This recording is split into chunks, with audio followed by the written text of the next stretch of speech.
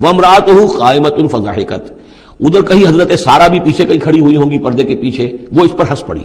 مطلب یہ کہ حضرت ابراہیم کی جو حالت انہوں نے دیکھی کہ میرا شوہر خوفزدہ ہو گیا تھا، تو اس کے اوپر کچھ ان کا معاملہ ہوا، فضحکت، وہ ہنسی۔ فبشرناہا باسحاق، تو ہم نے انہیں بشارت دی اسحاق کی، یعنی فرشتوں نے ان کو بشارت دی اسحاق کی۔ حضرت اسماعیل کی ولادت ہو چکی ہے، لیکن حضرت اسماعیل کو تو حضرت ابراہیم جا کر چھوڑ آئے ہیں، اور وہ تو مکے میں آباد ہیں۔ حضرت سارہ کی اولاد ہوئی نہیں تھی، اصل جو خاندانی بیوی تھی ان کی وہ تو حضرت سارہ تھی۔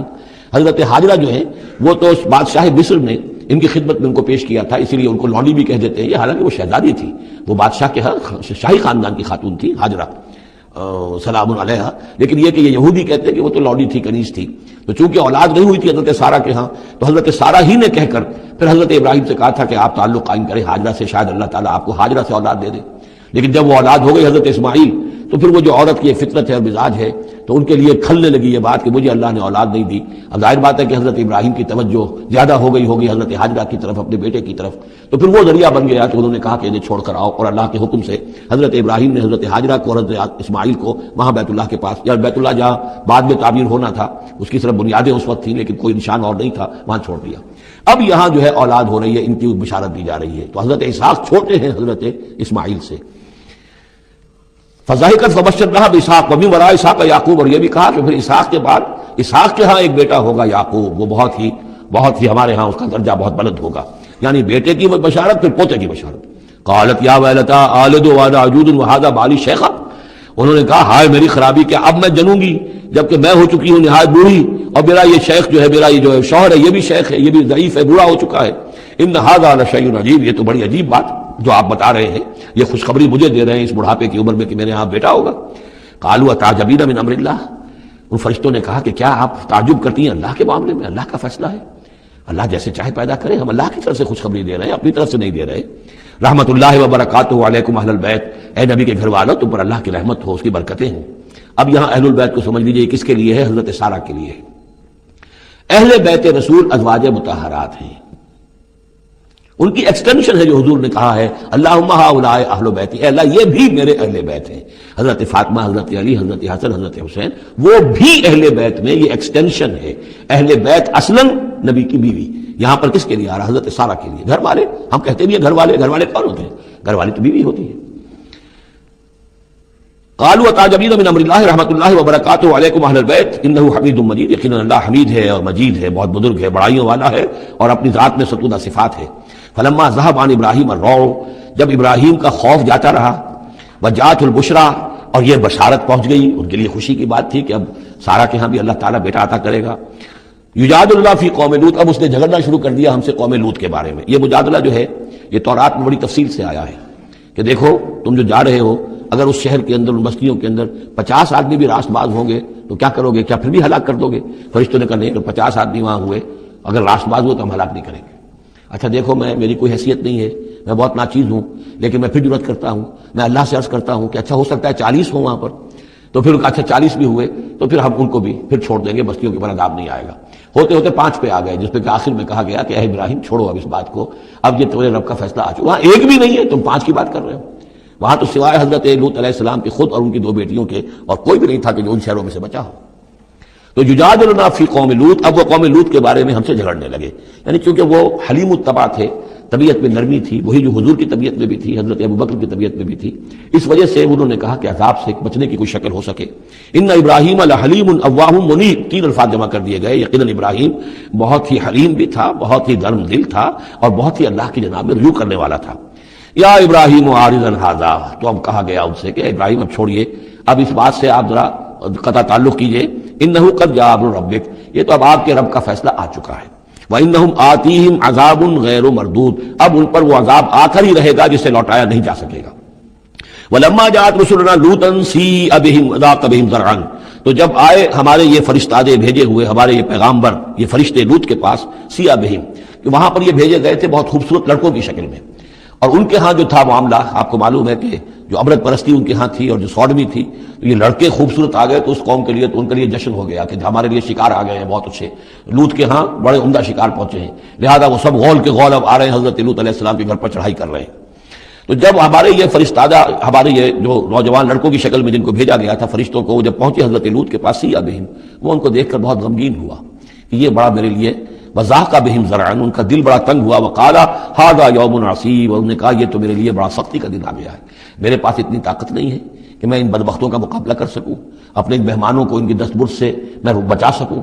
اور وہ لوگ جو ہیں وہ جانتے تھے جس قسم کی خبیث ان کی تباہی ہو چکی تھی کہ وہ کسی اپیل اور کسی دلیل سے باز آنے والے نہیں ہیں، تو اس سے ان کے دل کے اندر جو ہے وہ ایک عجیب کیفیت پیدا ہوئی۔ سیئ بہم وضاق بہم ذرعا وقال ھذا یوم عصیب وجاءہ قومہ یہرعون الیہ، اور اب آئی اس کی قوم اس کے پاس والہانہ دوڑتی ہوئی، بڑے خوشی سے ناچتے ہوئے آ رہے ہیں کہ آج تو ہمارے لیے جو ہے وہ بہت ہی عمدہ شکار پہنچ گیا ہے۔ ومن قبل كانوا يعملون السيئات، اور وہ پہلے ہی سے ان گندے کاموں کے اندر ملوث تھے۔ قال یا قوم هؤلاء بناتی هن اطهر لكم، حضرت لوط نے فرمایا کہ دیکھو میری قوم کے لوگوں، میری بیٹیاں موجود ہیں، وہ تمہارے لیے بہت پاکیزہ ہیں۔ اس کے دو معنی کیے گئے، ایک تو یہ کہ بیٹیوں سے مراد ہے کہ جو تمہاری بیویاں ہیں وہ میری بیٹیوں کے مانند ہیں۔ نبی جو ہوتا ہے وہ گویا کہ قوم کے لیے والد کی جگہ ہے، جیسے کہ قرآن مجید میں وازواجہ امہاتہم، حضور کی تمام ازواج جو ہیں وہ پوری امت کے لیے ماؤں کے درجے میں ہیں، تو گویا کہ میری بیٹیاں ہیں، اللہ نے تمہارے لیے ان کو پیدا کیا ہے، تمہارے لیے جوڑا بنایا ہے، وہ پاک جو ہے تمہارے لیے راستہ اپنی شہوت کی کے تقاضے کو پورا کرنے کے لیے صحیح راستہ اس کو چھوڑ کر، اور یہ بھی ہو سکتا ہے کہ انہوں نے اپنی بیٹیوں ہی کو پیش کیا ہو کہ تمہیں اگر کرنا ہی ہے تو نکاح کر لو، میں اپنی بیٹیاں تمہیں نکاح میں دینے کو تیار ہوں، لیکن میرے میرے جو یہ مہمان ہیں ان کے بارے میں مجھے رسوا نہ کرو۔ قال یا قوم هؤلاء بناتی هن اطهر لكم فاتقوا الله ولا تخزون في ضيفي، تو اللہ کا خوف کرو اور دیکھو مجھے میرے مہمانوں کے معاملے میں رسوا مت کرو۔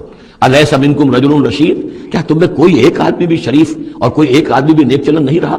یعنی کوئی تو تم میں سے ایسا نکل آتا جو میرا ساتھ دیتا، جو میری ہاں میں ہاں ملاتا، تم میں تو معلوم ہوتا ہے کہ کوئی ایک شخص بھی شریف النفس باقی نہیں رہا۔ قالوا لقد علمت ما لنا في بناتك من حق، انہوں نے کہا کہ اے لوط تمہیں خوب معلوم ہے تمہاری بیٹیوں پر ہمارا کوئی حق نہیں ہے۔ اس سے معلوم ہوتا ہے وہ دوسری ہی بات ہی زیادہ راجح ہے۔ وَإِنَّكَ لَتَعْلَمُ مَا نُرِيدُ، اور تم خوب جانتے ہو جو ہم چاہتے ہیں، یعنی باتیں مت بناؤ، ہماری توجہ جو ہے ادھر ادھر لے جانے کی کوشش نہ کرو، تم جانتے ہو ہم جو چاہتے ہیں، جس کے لیے ہم حاضر ہوئے ہیں، جس کے لیے ہم پہنچے ہیں۔ قال لو ان لی بکم قوۃ، انہوں نے کہا کاش کہ میرے پاس تمہارے مقابلے کے لیے کوئی طاقت ہوتی، او آوی الی رکن شدید، یا میں کوئی قلعہ ایسا ہوتا جس میں مضبوط میں جا کر پناہ لے لیتا اور تم سے اپنے آپ کو اور اپنے مہمانوں کو بچا لیتا۔ یہاں ہے اصل میں حضور صلی اللہ علیہ وسلم کی ایک حدیث میں الفاظ آئے ہیں، یرحم اللہ لوطا لقد کان یاوی الی رکن شدید، اللہ تعالیٰ رحم فرمائے لوط پر، وہ ایک مضبوط قلعے میں تھے، اللہ تعالیٰ کی حفاظت انہیں حاصل تھی، لیکن یہ کہ اس وقت جو صورت بن گئی تھی ان کے لیے، جیسے جب جادوگروں نے جو اپنے انچر پھینکے تھے اور وہ بھی بن گئے تھے فرعون کے دربار میں، وہ بھی شکل اختیار کر لی تھی انہوں نے سانپوں کی، تو حضرت موسیٰ پر بھی وقتی طور پر خوف طاری ہو گیا تھا۔ تو بنائے طب بشری خوف کا ہو جانا یہ کوئی نبوت کی عصمت کے منافی نہیں ہے۔ تو یہاں پر بھی اللہ تعالیٰ کی حفاظت تھی، اور جیسا کہ آیا فرشتوں نے پھر ذرا سا ایک ہاتھ ہلایا اور سب کے سب اندھے ہو گئے، وہ اس طرح کا معاملہ تفاصیل تورات میں ہے۔ قال لو ان لی بکم، لیکن جو حسرت کی کیفیت تھی اور جس طرح ضیق میں ان کی جان اس وقت آئی تھی، اس کا تصور کیجئے، کاش کہ میرے پاس تمہارے مقابلے کے لیے طاقت ہوتی، او آوی الی رکن شدید، یا کوئی ایسا ہوتا مضبوط مستحکم قلعہ جس میں جا کر میں پناہ لے لیتا۔ قالوا یا لوط انا رسول ربک، ان فرشتوں نے کہا اے لوط گھبرائے نہیں، ہم آپ کے رب کے پیغامبر ہیں، بھیجے ہوئے ہیں، لن یصلوا الیک، یہ آپ تک پہنچ نہیں پائیں گے، آپ کو کوئی قدم نہیں پہنچا سکیں گے، آپ بالکل اطمینان رکھیں۔ فاسر باہلک بقطع من اللیل، اور بھی رات کا ایک حصہ جو باقی ہے اس میں آپ اپنے اہل کو لے کر اپنے گھر والوں کو لے کر نکل جائیے اس بستی سے۔ ولا یلتفت منکم احد، اور کوئی بھی آپ میں سے پیچھے نہ دیکھے، پیچھے توجہ نہ کرے، پیچھے کی طرف کوئی خیال نہ آئے کہ ہمارے دوست تھے اور ہمارے یہ تھے اور ہمارے عزیز تھے، الا امرأتک، اور آپ کی بیوی بھی ساتھ نہیں جائے گی، وہ بھی یہیں رہے گی۔ یہ دو بیویاں ہیں جلیل القدر پیغمبروں کی، جن کا ذکر پھر آئے گا بڑی وضاحت کے ساتھ سورہ تحریم میں، ایک حضرت نوح علیہ السلام کی بیوی اور ایک حضرت لوط کی بیوی، کہ یہ اگرچہ کہ کانتا تحت عبدین من عبادنا صالحین فخانتاہما فلم یغنیا عنہما من اللہ شیئا، اگرچہ وہ ہمارے دو بہت ہی نیک اور بہت ہی برگزیدہ بندوں کے تحت تھیں، ان کے گھروں میں آباد تھیں، لیکن یہ کہ انہوں نے خیانت کی، اور اس کے نتیجے میں یہ ہے کہ پھر وہ اللہ تعالیٰ کے عذاب سے ان کے شوہر انہیں بچا نہیں سکے، نہ حضرت نوح بچا سکے اپنی اس بیوی کو اور نہ حضرت لوط بچا سکے اپنی اس بیوی کو، الا امرأتک، سوائے آپ کی بیوی کے، انہ مصیبھا ما اصابہم، اس کے اوپر تو وہی مصیبت آ کر رہنی ہے جو ان سب پر آنی ہے، ان موعدہم الصبح، اور دیکھیے ان کے وعدے کا وقت صبح کا ہے، صبح کو وہ عذاب آ جائے گا، الیس صبح بقریب، کیا صبح قریب نہیں ہے؟ یعنی اب جلدی کیجئے، اب آپ فوری طور پر یہاں سے اپنی بچیوں کو لے کر نکل جائیے۔ فلما جاء امرنا جعلنا عالیہا سافلہا، جب ہمارا حکم آ پہنچا ہم نے اس کے اونچے کو نیچا کر دیا، یعنی کسی بستی کو تلپٹ کیا جائے تو چھت نیچے ہو جائے گی اور جو بنیادیں اوپر آ جائیں گی. عالیہا سافلہا، الٹ کر رکھ دیا بستیوں کو. وامطرنا علیہا حجارۃ من سجیل، اور مزید ان کے اوپر ہم نے بارش برسائی کنکروں کی، پتھروں کی. یعنی یہ کہ ایک طرف تو یہ کہ کچھ زلزلہ آیا یا کچھ اور زمین میں دھماکہ ہوا، ایکسپلوژن ہوا جس سے وہ بستیاں الٹ گئیں، اور اس کے بعد یہ ہے کہ آسمان سے پھر بارش ہوئی ہے ان پر سجیل. یہ سجیل اصل میں فارسی کا لفظ ہے سنگ گل. سنگ گل یعنی یہ کہ مٹی جو ہے اگر کسی صحرا کے اندر تھوڑی سی پھوار پڑے اور زیادہ تیز بارش نہ ہو تو وہ ہر قطرے کے ساتھ تھوڑی سی مٹی مل کر وہ ایک چھوٹا سا دانہ بنتا ہے، اور وہ پھر دھوپ جب پڑتی ہے تو وہ پھر پک جاتا ہے. جیسے کہ کہیں آپ اینٹیں پکاتے ہیں اپنے ان کے اندر بھٹیوں کے اندر، یہ پھر کہلاتی ہے سنگ گل. یعنی پتھر تو ہے نہیں، یہ پتھر نہیں ہے، یہ مٹی کے بنے ہوئے پتھر ہیں، کنکر ہیں. ان کنکروں کی بارش ہوئی جس کے اندر کہ اس کو بالکل دفن کر دیا گیا اور دونوں شہروں کو. منضود تہ برتہ، تہ برتہ وہ جو بارش ہو رہی تھی کنکروں کی تہ برتہ. مسومۃ عند ربک، اور وہ نشان زد تھے تیرے رب کی طرف سے. یعنی ہر ایک کے لیے معلوم تھا کہ کس کو کون سا پتھر لگنا ہے اور کون سا جو شخص ہے اس کی ہلاکت کس کے ذریعے سے ہونی ہے. وما ہی من الظالمین ببعید، اور یہ ان ظالموں سے کچھ زیادہ دور نہیں ہے. یعنی جو مشرکین مکہ ہیں، جو قریش ہیں اور عرب کے جو مشرک ہیں، ان سے یہ بستیاں کوئی دور تو نہیں ہیں. اس لیے کہ یہ جب جاتے تھے فلسطین کی طرف اپنے قافلے لے کر تو یہاں سے گزرتے تھے. قوم سمود کا مسکن بھی ان کے راستے میں آتے تھے، قوم مدین کا علاقہ بھی ان کے راستے میں آتا تھا. پھر یہ عمورہ اور صدوم کی بستیوں کے جو ہے یہ بھی کچھ ان کے جو آثار باقی رہ گئے تھے وہ بھی آتے تھے. وَإِلَىٰ مَدْيَنَ أَخَاهُمْ شُعَيْبًا، اور مدین کی طرف ہم نے بھیجا ان کے بھائی شعیب کو. میں بتا چکا ہوں یہ بنی قطورہ میں سے ہے مدین، اور پھر ان سے جو ایک قوم بڑی بنی وہ آ کر خلیج عقبہ کے داہنی طرف جو ہے یہ علاقے کے اندر آباد ہو گئی. اور یہ انٹرسیکشن ہے، روڈز کا کراس روڈ ہے. قافلے جو جنوب سے شمال کو جاتے تھے یمن سے شام کو، اور شام سے یمن کو، وہ گزرتے تھے شمالاً جنوباً. اور قافلے جو عراق سے آتے تھے اور مصر کو جاتے تھے وہ گزرتے تھے شرقاً غرباً. اس طریقے سے یہ جو انٹرسیکشن تھا ان قافلوں کا. تو یہاں بڑی خوشحالی ہوئی، کاروبار چمکے ان کے. لیکن اس قوم کے اندر پھر وہ خرابیاں آئیں جو ہم پڑھ چکے ہیں سورہ اعراف میں. کم تولنا، کم ناپنا، راہزنی کرنا، جھوٹ بولنا، دھوکہ دینا، یعنی شرک کے علاوہ.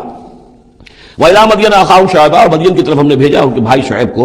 قَالَ يَا قَوْمِ اعْبُدُوا اللَّهَ مَا لَكُم مِّنْ إِلَٰهٍ غَيْرُهُ، انہوں نے بھی یہی کہا کہ اے میری قوم کے لوگوں اللہ کی بندگی کرو، تمہارا کوئی الہ نہیں ہے اس کے سوا. وَلَا تَنقُصُوا الْمِكْيَالَ وَالْمِيزَانَ، اور نہ کم رکھو پیمانوں کو اور نہ ہی میزان تول کو. إِنِّي أَرَاكُمْ بِخَيْرٍ، میں تمہیں دیکھ رہا ہوں کہ آسودہ حال ہو، اللہ نے تمہیں آسودہ حال کیا ہے. انی اخاف علیکم عذاب یوم محیط، لیکن اگر تم اپنی ان غلط بدعمالیوں سے باز نہ آئے تو مجھے اندیشہ ہے کہ تم پر ایک ایسے دن کا عذاب آ جائے گا جو تمہیں گھیر لے گا. وَيَا قَوْمِ أَوْفُوا الْمِكْيَالَ وَالْمِيزَانَ بِالْقِسْطِ، اور میری قوم کے لوگوں پیمانہ اور تول جو ہے عدل اور انصاف کے ساتھ پورا دیا کرو. وَلَا تَبْخَسُوا النَّاسَ أَشْيَاءَهُمْ، اور مت دیا کرو، مت کم کیا کرو، گھٹایا کرو لوگوں کے لیے ان کے سامان. وَلَا تَعْثَوْا فِي الْأَرْضِ مُفْسِدِينَ، اور نہ ہی زمین میں فساد بچاتے پھرو. بقیت اللہ خیر لکم، جو بھی اللہ کی طرف سے بچت ہو جائے، صحیح تولو، صحیح ناپو، پھر جو بچ جائے تو گویا کہ وہ اللہ تعالیٰ کی طرف سے تمہیں ایک نفع ہے جو اللہ نے دیا ہے. تو جو بھی صحیح تجارت کرتے ہوئے بچت ہو جائے، نفع ہو جائے، وہ بقیت اللہ ہے. بقیت اللہ خیر لکم ان کنتم مؤمنین، اگر تم مومن ہو، اگر مانتے ہو میری بات کو، ماننے والے ہو تو وہ تمہارے لیے بہتر ہے. وما انا علیکم بحفیظ، لیکن میں تمہارے اوپر کوئی نگران اور نگہبان نہیں ہوں، میں ٹھیکیدار نہیں ہوں، میرا کوئی زور تم پر نہیں چل رہا، میں تمہیں سمجھا رہا ہوں اور نیکی کی تلقین کر رہا ہوں. قالوا یا شعیب وصلاتک تأمرک ان نترک ما یعبد آباؤنا، انہوں نے کہا اے شعیب کیا تمہاری نماز تمہیں اس بات کا حکم دیتی ہے کہ ہم چھوڑ دیں ان کو کہ جن کو پوجتے تھے ہمارے آباء و اجداد. اگرچہ حضرت شعیب کی گفتگو میں تذکرہ نہیں ہے لیکن یہ کہ وہ کامن مرض جو ہے، مشترک مرض، بیماری وہ تو موجود تھا، یعنی وہ شرک. او ان نفعل فی اموالنا ما نشاء، یا یہ تمہاری نماز جو ہے تمہیں روکتی ہے، حکم دیتی ہے اس بات کا کہ ہم اپنے مال میں جو چاہے نہ کر سکیں. ہمارا مال ہے، یہ جو آج بھی دنیا میں تصور ہے سیکریڈ رائٹ آف اونرشپ، میرا مال ہے میں جو چاہوں کروں، اسی سے پھر وہ ساری خرابیاں پیدا ہوتی ہیں.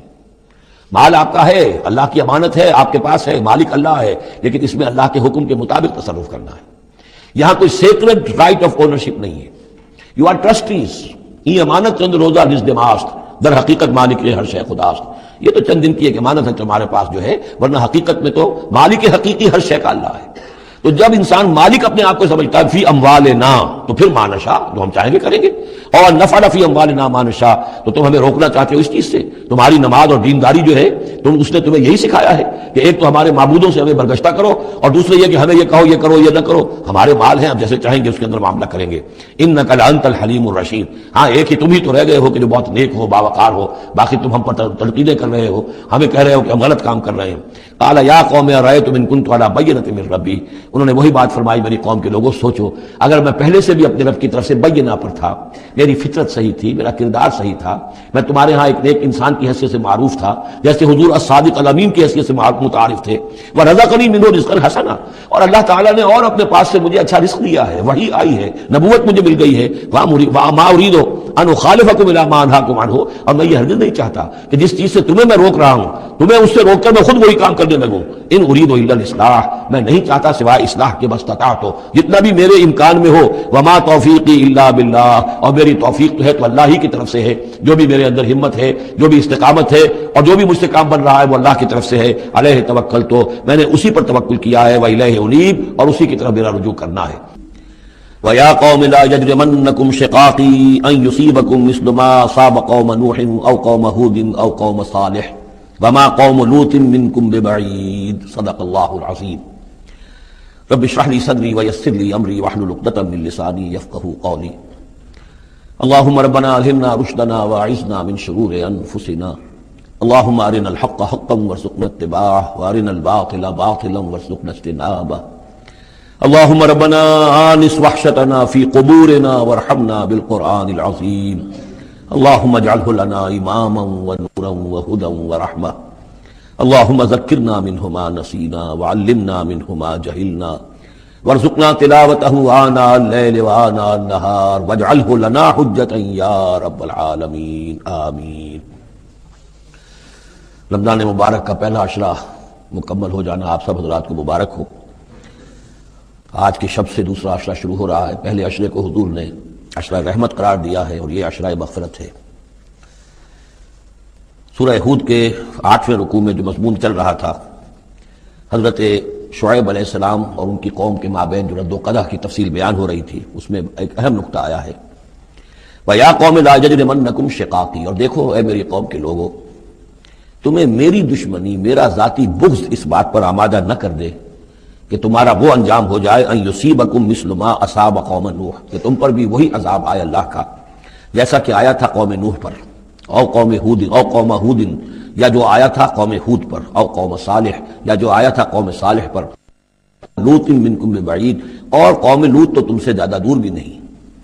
یہ چار جو ہیں قوموں کے اوپر عذاب آ چکا تھا حضرت شعیب علیہ السلام کی قوم پر عذاب آنے سے پہلے، حضرت نوح، حضرت ہود، اور جہاں جن شہروں تک حضرت لوط علیہ السلام بھیجے گئے، یعنی سدوم اور عمورہ کی بستیاں، اور یہ جو بستیاں تھیں دونوں جن پر عذاب آیا ہے، بعید ہونے کا معاملہ ان کا دونوں اعتبار سے ہے، زمانی اعتبار سے بھی، مکانی اعتبار سے بھی۔ جغرافیہ میں بھی ہم نے دیکھ لیا کہ خلیج عقبہ کے مشرقی ساحل کے ساتھ جو ہے علاقہ جو ہے یہ تھا کہ جو اصحاب مریم کا ہے، جن میں شعیب بھیجے گئے، ان سے ذرا ہٹ کر مشرق میں جو ہے بحیرہ بردار ہے، اور بحیرہ بردار کے ساحل کے اوپر یہ شہر آباد تھے۔ تو جغرافیائی اور زمینی اعتبار سے بھی فاصلہ نہیں ہے، زمانی اعتبار سے بھی زیادہ فصل نہیں ہے۔ اور اگرچہ بعض لوگوں کا خیال یہ ہے کہ حضرت موسیٰ علیہ السلام جب مدین گئے تھے مصر سے، اپنی جان بچا کر نکلے تھے، تو پھر وہاں جس شیخ کے پاس وہ رہے ہیں اور جس کی بیٹی سے پھر انہوں نے شادی کی ہے، اس کے بارے میں لوگوں نے یہ خیال ظاہر کیا کہ وہ حضرت شعیب تھے۔ مجھے اس سے سختی سے اختلاف ہے، اور مجھے ان لوگوں کی رائے سے اتفاق ہے جو سمجھتے ہیں کہ یہ ممکن ہی نہیں ہے۔ حضرت شعیب کی قوم کے اوپر جو عذاب آ چکا تھا، اس کے بعد جو لوگ بچے کھچے وہاں آباد تھے، ان میں کوئی نیک آدمی تھا کہ جس کے پاس حضرت موسیٰ علیہ السلام کا جانا ہوا ہے۔ لیکن یہ جو بارہ اتنا فصل کوئی ہزاروں برس کا نہیں ہے، ان کے مابین سینکڑوں برس کا بھی شاید نہ ہو، ان کا ہے معاملہ زمانی اعتبار سے بھی اور زمینی اعتبار سے بھی۔ اب جو نقطہ اس میں اہم ہے وہ یہ ہے کہ بسا اوقات کسی شخص کو کسی داعی حق سے ذاتی پرخاش ہوتی ہے، وہ ذاتی بغض ہے، وہ ذاتی دشمنی ہے، کسی سبب سے ہے، اس کے نفسیاتی اسباب ہو سکتے ہیں اور بہت سے اسباب ہو سکتے ہیں، اور صرف ایک ذاتی پرخاش کی وجہ سے وہ اس کی دعوت کو رد کرتا ہے، اس کی مخالفت پر کمر بستہ ہو جاتا ہے، اس کی دشمنی اختیار کرتا ہے۔ نتیجہ کیا ہے؟ اس کا کچھ نہیں بگاڑتا، اپنے آپ کو برباد کر لیتا ہے، اپنی تباہی کو دعوت دیتا ہے۔ تو اے میری قوم کے لوگ، میری زدم زدہ میں تم کہیں اس انجام سے دو چار نہ ہو جانا، ایسا نہ ہو کہ میرا بغض اور میری عداوت جو ہے، وَيَا قَوْمِ لَا يَجْرِمَنَّكُمْ شِقَاقِي أَن يُصِيبَكُم مِّثْلُ مَا أَصَابَ قَوْمَ نُوحٍ أَوْ قَوْمَ هُودٍ أَوْ قَوْمَ صَالِحٍ وَمَا قَوْمُ لُوطٍ مِّنكُم بِبَعِيدٍ وَاسْتَغْفِرُوا رَبَّكُمْ، اور دیکھو استغفار کرو اپنے رب سے، ثم توبوا الیہ، پھر اس کی طرف رجوع کرو، اس کی طرف آگے بڑھو، اس کی اطاعت کرو، اس کی فرمانبرداری کرو۔ ان ربی رحیم ودود، یقیناً میرا رب رحیم بھی ہے، ودود بھی ہے، محبت فرمانے والا ہے۔ قال یا شعیب ما نفقہ کثیرا مما تقول، انہوں نے کہا کہ اے شعیب تم جو کچھ کہتے ہو اس کی اکثر بات تو ہماری سمجھ میں نہیں آتی، کیا کہہ رہے ہو تم؟ یعنی یہ کہ ذہنوں کے سانچے اتنے بگڑ گئے ہوتے ہیں کہ سیدھی بات ان میں فٹ بیٹھتی نہیں۔ ما نفقہ کثیرا مما تقول وانا لنراک فینا ضعیفا، ہم تو یہ دیکھ رہے ہیں کہ تم ہمارے اندر کوئی طاقتور آدمی نہیں ہو، کمزور سے آدمی ہو، ہم تو دیکھتے ہیں کہ تمہارے پاس کوئی قوت نہیں ہے، لولا رہتک، اگر نہ ہوتا تمہارا خاندان لرجمناک، تو ہم تجھے کبھی کا جو سنسار کر چکے ہوتے۔ اب یہ بات بہت اہم ہے اس وقت، اصل میں یہ جو صورت مکی نازل ہو رہی ہیں، جو حضور کی دعوت اور تحریک جس دور سے گزر رہی تھی اور جو کچھ ہو رہا تھا، وہ اس کا ایک عکس سابقہ انبیاء اور رسل کے حالات میں بھی جو ہے تو وہ اسی دور کی مناسبت سے وہی باتیں نمایاں کی جاتی ہیں۔ یعنی جو تکرار ہوئی ہے ان رسولوں کے حالات کی، وہ تکرار محض نہیں ہے، بلکہ ہر جگہ پر جس دور میں وہ صورت نازل ہو رہی ہے جن میں ان کا تذکرہ ہو رہا ہے، اس دور میں جو خاص مسائل ہیں کہ جو درپیش ہیں محمد رسول اللہ صلی اللہ علیہ وسلم اور آپ کے صحابہ کو، تو ان کے مناسبت سے جو ہدایت ہے، دل جوئی ہے، مسلمانوں کے لیے رہنمائی ہے، وہ حصہ ان رسولوں کی تعلیمات اور تاریخ کا بیان کیا جاتا ہے۔ اب یہاں مکے میں بھی شکل یہ ہو چکی تھی کہ بقیہ سب قریش جو ہیں وہ حضور کے خلاف جو ہیں سخت غیظ اور غضب کے اندر مبتلا تھے، لیکن چونکہ حضور کے چچا ابو طالب یہ خاندان بنی ہاشم کے سردار تھے اور انہیں ذاتی محبت تھی، وہ چاہے ایمان نہیں لائے حضور پر صلی اللہ علیہ وسلم، لیکن ذاتی محبت انہیں اتنی تھی کہ انہوں نے آخری وقت تک سپورٹ کیا ہے۔ اور قبائلی زندگی میں یہ ہوتا ہے کہ اگر کہیں کسی ایک خاندان کے کسی فرد کے اوپر کوئی ہاتھ اٹھایا جائے تو پھر وہ خاندان انتقام لیتا ہے۔ اس کا مطلب یہ ہوتا ہے کہ وہ حضور کے خلاف وہ کوئی اقدام کرتے ہیں تو گویا کہ ان فائٹنگ شروع ہو جائے گی، داخلی خانہ جنگی شروع ہو جائے گی بنو ہاشم کی، ان لوگوں کے خلاف کہ جو ہم حضور کو کوئی غضب پہنچائیں، نقصان پہنچائیں۔ یہ تحفظ ملا ہوا تھا محمد رسول اللہ صلی اللہ علیہ وسلم کو اللہ تعالیٰ کی طرف سے۔ اگر خدا نہ خواستہ ابو لہب ہوتا اس سردار، تو کبھی کا حضور کے خلاف کوئی نہ کوئی اقدام وہ کر چکے ہوتے، لیکن چونکہ خاندان بنی ہاشم کی سرداری اس وقت تھی ابو طالب کے پاس، اور انہیں دلچسپی تھی اور محبت تھی، شفقت تھی حضور کے ساتھ، بلکہ کچھ عرصہ جو ہے حضور ان کے سائے عاطفت کے اندر انہوں نے گزارا بھی تھا۔ اس وجہ سے تو یہ نقشہ دکھایا جا رہا ہے کہ آج قریش کے مقابلے میں جس طریقے سے کہ بنو ہاشم کی سپورٹ اور حفاظت جو ہے وہ حضور کے لیے اللہ تعالیٰ نے اسے قلعہ بنا دیا ہے، یہی معاملہ اس وقت تھا کہ حضرت شعیب کا بھی خاندان ان کا پشت بنا تھا۔ وَلَوْلَا رَحْتُكَ، اگر تمہارا خاندان تمہارا پشت بنا نہ ہوتا اور تمہارا ساتھ نہ دے رہا ہوتا، لَرَجَمْنَاكَ، ہم کبھی کہ تمہیں سنسار کر چکے ہوتے۔ وَمَا أَنْتَ عَلَيْنَا بِعَزِيزٍ، اور ذاتی طور پر تم ہم پر کوئی بھاری نہیں ہو، تو تمہاری کوئی حیثیت نہیں ہے۔ قال یا قوم رہتی اعز علیکم من اللہ، انہوں نے کہا اے میری قوم کے لوگوں، کیا میرا یہ خاندان تم پر زیادہ بھاری ہے اللہ سے؟ میرا پشت بنا تو حقیقتاً اللہ ہے، تم اللہ سے نہیں ڈرتے، میرے خاندان سے ڈرتے ہو۔ رہتی اعز علیکم من اللہ واتخذتموہم وراءکم ظہریا، اللہ کو تو تم نے اپنی پیٹھوں کے پیچھے پھینکا ہوا ہے، بلایا ہوا ہے۔ یہ بھی بہت ہی اہم نفسیاتی نکتہ ہے۔ ہوتا یہ ہے کہ ہم دنیا میں ایسے مگن رہتے ہیں کہ اللہ کو ماننے کا عقیدہ تو ہے لیکن اللہ مستحضر نہیں رہتا، یاد نہیں رہتا۔ یہ ہمارا پورا دنیا کا کاروبار چل رہا ہے، کاز اینڈ ایفیکٹ، علل ہیں، اسباب ہیں، ان کے نتائج نکل جاتے ہیں، تو جو کاز اینڈ ایفیکٹ کا جو سلسلہ چل رہا ہے ہم اس میں اتنے گم ہوتے ہیں کہ مسبب الاسباب جو ہے وہ نگاہوں کے سامنے رہتا ہی نہیں۔ یا یہ کہ ہم اپنے کاموں میں اتنے مشغول ہیں، اپنے کام و دہن کی لذت جو ہے وہی ہمیں جو ہے کوئی فرصت نہیں لینے دیتی، یا یہ کہ بنیادی ضروریات جو ہے وہی ہمیں جو ہے کوئی فارغ نہیں ہونے دیتی، لہذا ہم گم ہو جاتے ہیں۔ کافر کی یہ پہچان کہ آفاق میں گم ہے، اور مومن کی یہ پہچان کہ گم اس میں ہے آفاق۔ لیکن یہ کافر کا معاملہ کیا ہوتا ہے؟ اللہ کو مانتے تو وہ بھی تھے، مانتے تھے مشرکین مکہ بھی، مانتے تو سب تھے اللہ کو، لیکن یہ کہ اللہ کو تو انہوں نے اوجھل کیا ہوا تھا، آنکھ اوجھل پہاڑ اوجھل۔ تم اللہ سے نہیں ڈرتے، میرے خاندان سے ڈرتے ہو۔ وَاتَّخَذْتُمُوهُ وَرَاءَكُمْ ظِهْرِيًّا، اللہ کو تو تم نے اپنی پیٹھوں کے پیچھے پھینکا ہوا ہے، یعنی اسے تو نسیہ منسیہ کیا ہوا ہے، اس کی طرف تمہارا ذہن ہی نہیں ہے۔ ان ربی بما تعملون محیط، جبکہ میرا رب جو کچھ کہ تم کر رہے ہو اس کا احاطہ کیے ہوئے، تمہارا گھیراؤ کیے ہوئے اللہ، تم اس کی گرفت سے نکل کر نہیں جا سکتے ہو۔ یا قوم اعملوا علی مکانتکم انی عامل، اور اے میری قوم کے لوگوں کرو جو کچھ کر سکتے ہو اپنی جگہ پر، میرے خلاف جو کر سکتے ہو، جو ریشہ دوانیاں کر سکتے ہو، جو اقدام کر سکتے ہو۔ یہ چیلنجنگ انداز جو ہے ان آخری صورتوں میں آپ کو نظر آ رہا ہے، سورہ نام سے چلا آ رہا ہے، اس لیے کہ وہ کشاکش جو تھی حق و باطل کی وہ اس انتہا کو پہنچ چکی تھی کہ اب حضور صلی اللہ علیہ وسلم کی طبیعت کے اندر بھی وہ بیزاری پیدا ہو چکی تھی۔ اب جو کچھ تم کر سکتے ہو کر لو، انی عامل، اپنا سا جو میں کر سکتا ہوں میں کر رہا ہوں، جو کوشش مجھ سے بن آ رہی ہے میں کر رہا ہوں۔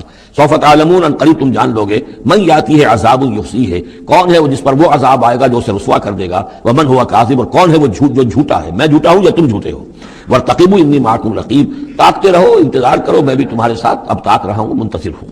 ولما جاء امرنا، جب ہمارا حکم آ گیا، نجینا شعیبا، ہم نے نجات دے دی شعیب کو، والذین آمنوا معه، اور ان کو کہ جو اس کے ساتھ ایمان لائے تھے، برحمت منا، اپنی جانب سے رحمت کے ذریعے، واخذت الذین ظلموا الصیحۃ، اور جو یہ ظالم تھے، گناہ گار تھے، مشرک تھے اور کافر تھے، انہیں آ پکڑا ایک بہت بڑی کڑک نے، فاصبحوا فی دیارہم جاثمین، تو وہ اپنے اپنے گھروں میں اور اپنے ولاز میں اور اپنی کوٹھیوں میں، اپنی حویلیوں میں اوندھے پڑے رہ گئے۔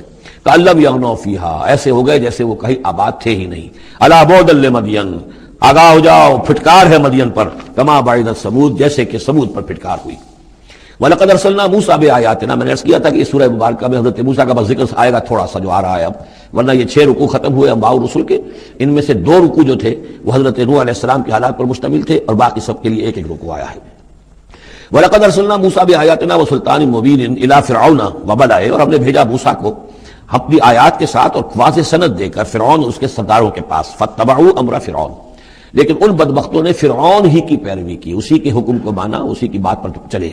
وما امر فرعون برشید، حالانکہ وہ فرعون کا معاملہ جو ہے وہ کوئی کامیابی والی راہ نہیں تھی، ہدایت والی راہ نہیں تھی۔ یقدم قومہ یوم القیامہ، اب قیامت کے دن وہ آئے گا آگے آگے چلتا ہوا، اپنی قوم کی قیادت کرتے ہوئے آئے گا، آگے آگے آئے گا۔ یوم القیامت، پیچھے پیچھے اس کی قوم آ رہی ہوگی، فاوردہم النار، اور پھر وہ لا کر آگ کے گھاٹ پر انہیں اتار دے گا، جہنم تک پہنچا دے گا۔ وبئس الورد المورود، اور وہ بہت ہی برا گھاٹ ہے جس پر اترا جائے۔ جیسے کوئی پانی پینے کے لیے جانور آتے ہیں، ان کا کوئی سردار جو ہے وہ آگے آگے آ رہا ہو، سب گھاٹ پر وہ اپنے پھر پورے قافلے کو لے آتا ہے، اسی طریقے سے یہ جہنم کے گھاٹ پر، اس آگ کے گھاٹ پر لا اتارے گا فرعون اپنی قوم کو۔ وَأُتْبِعُوا فِي هَٰذِهِ لَعْنَةً، اور اس دنیا میں بھی ان پر لعنت جو ہے ان کے پیچھے لگا دی گئی۔ وَيَوْمَ الْقِيَامَةِ، اور قیامت کے دن بھی، بِئْسَ الرِّفْدُ الْمَرْفُودُ، برا ہے وہ انعام جو ان کو ملنے والا ہے۔ ذَلِكَ مِنْ أَنبَاءِ الْقُرَىٰ، یہ ہیں ان بڑی بڑی بستیوں اور بڑے ملکوں کے اہم خبریں، نَقُصُّهَا عَلَيْكَ، جو کہ ہم آپ کو سنا رہے ہیں، بیان کر رہے ہیں آپ پر۔ منہا قائم و حسید، ان میں سے ایسی بھی ہیں جو ابھی قائم ہیں، موجود ہیں، اور ایسی بھی ہیں کہ جو بالکل ختم ہو گئی، معدوم ہو گئی۔ حسید کا لفظ اصل میں آتا ہے کھیتی کے لیے، جبکہ فصل کاٹ دی جائے، فصل کٹ گئی ہو تو جو منظر نظر آتا ہے وہاں پر جو ویرانی ہوتی ہے۔ تو بعض مقامات تو ایسے ہیں جہاں یہ قومیں آباد تھیں تو اب ان کا نام و نشان تک نہیں رہا، جیسے کہ قوم عاد کہاں تھی، اب ان کا نام و نشان نہیں، اگرچہ ابھی حال ہی میں سیٹلائٹ کے ذریعے سے ان کا جو شہر ہے اور شداد کی جو جنت تھی اس کے آثار مل گئے ہیں، لیکن یہ کہ وہ زیر زمین ہے، سطح زمین کے اوپر ان کا کوئی نام و نشان نہیں۔ لیکن یہ کہ جیسے سمود کے مسکن جو ہے وہ بھی موجود ہیں۔ منہا قائم و حسید، وما ظلمناہم ولکن ظلموا انفسہم، اور ہم نے ان پر کوئی ظلم نہیں کیا، انہوں نے اپنی جانوں پر خود ظلم اٹھایا۔ فما اغنت عنہم آلہتہم التی یدعون من دون اللہ، تو کچھ کام نہ آ سکے اور کچھ بچا نہ سکے انہیں ان کے وہ آلہہ، وہ معبود کہ جنہیں وہ پکارا کرتے تھے اللہ کے سوا، من شیء، کچھ بھی۔ لما جاء امر ربک، جب تیرے رب کا حکم آ گیا، وما زادوہم غیر تتبیب، اور انہوں نے کچھ اضافہ نہیں کیا ان کے حق میں مگر تباہی اور بربادی کا۔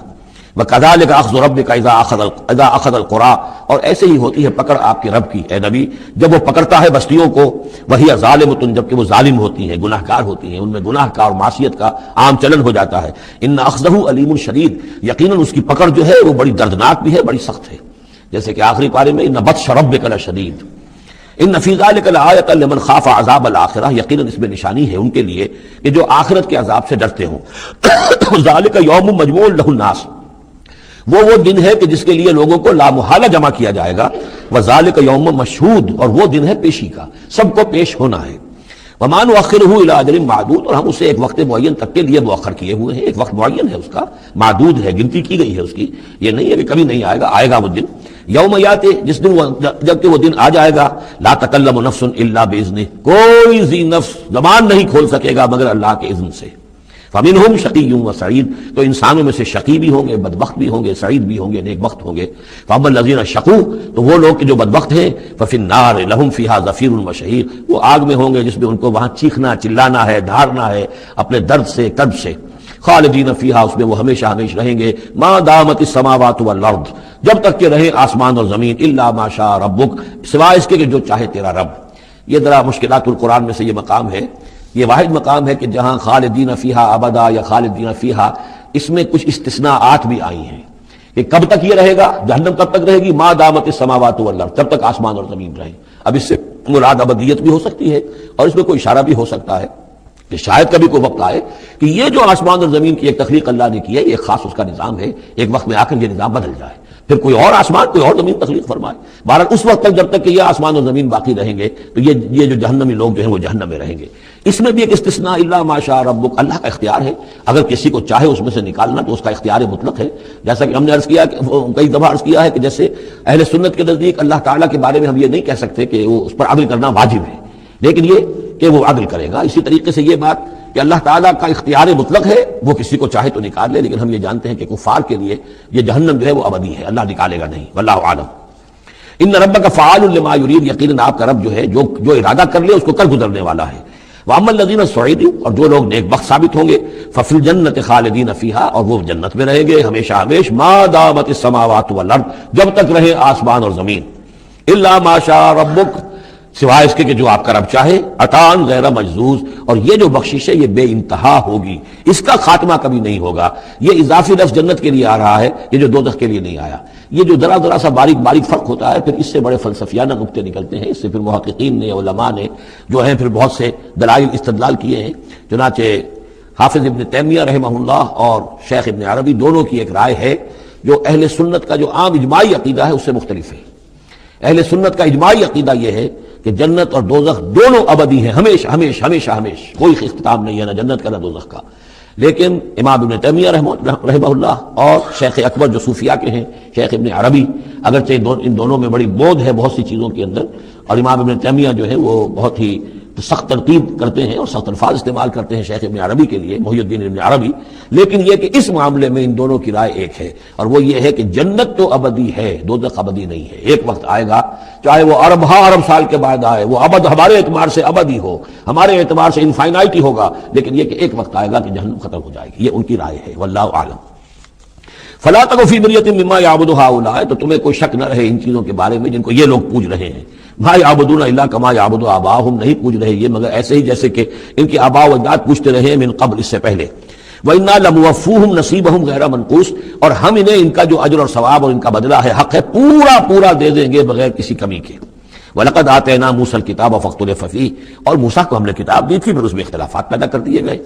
وَلَوْلَا كَلِمَةٌ سَبَقَتْ مِنْ رَبِّكَ لَقُضِيَ بَيْنَهُمْ اور اگر نہ ہوتی ایک بات تیرے رب کی پہلے ہی سے طے یعنی ایک مدت اور جو ہے اللہ کی طرف سے معین ہے تو ان کے مابین فیصلہ کر دیا جاتا. وَإِنَّهُمْ لَفِي شَكٍّ مِّنْهُ مُرِيبٍ اور اب تو حقیقت میں یہ لوگ جو ہے وہ تورات اس کتاب کے بارے میں وہ شکوک و شبہات میں مبتلا ہو گئے.